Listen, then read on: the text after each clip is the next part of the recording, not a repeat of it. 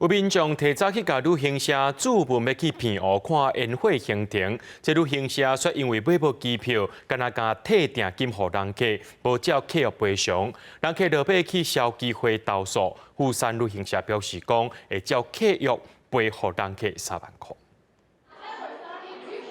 伫电脑前，甲人客解说上新的旅游促销行程，还有工作人员伫边发放传单招人客。珊瑚旅行社伫旅店的单位人袂少，不过真正有民众甲珊瑚订6月25至27偏湖3日游订金嘛付啊，结果出发前10天才互人通知无机票，建议改坐高铁甲船。6月16隔天敲电话问，业务单位讲6月26至28有机票，毋过旅客认为行程都排好啊，无法度改期，要求取消，按照客约支付赔偿金。不过业务单位表示，付定金无代表一定会当出团，事先已经有讲会变动，所以毋才找消基会来投诉。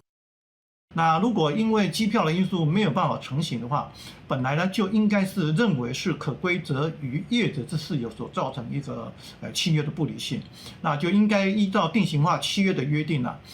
除了退还所有费用以外，它是10天前通知哦，那要赔偿30%的这个旅行的一个费用。消基会表示，目前大是偏湖离岛的旺季，机票本来就较歹买，但是业者事先有甲消费者讲好清楚，旅游旺季机票本来就较歹买。消费者伫知影了后嘛，答应这种的条件，搁买，然后要争取赔偿就较困难。因为这种定型化契约当中，对于提早购地的时间并无清楚规定，建议主管机关爱进行补充修订。说是开价式销售的行程的话，最好还是有拿到团体机位。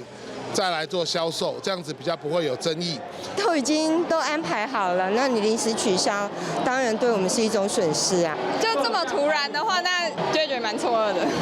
珊瑚旅行社是讲，国内机票伫年假档期，敢若开放出发日前2个月来订买，所以旅行社需要等待航空公司开放机位预定了后，才会当知影机票订位的结果。虽然无订到票，同时也是拍拼走找机位，到尾也无法度买到机位，将遗憾无法度符合客户期待，会依照约定赔偿新台票3万块。记者综合报道。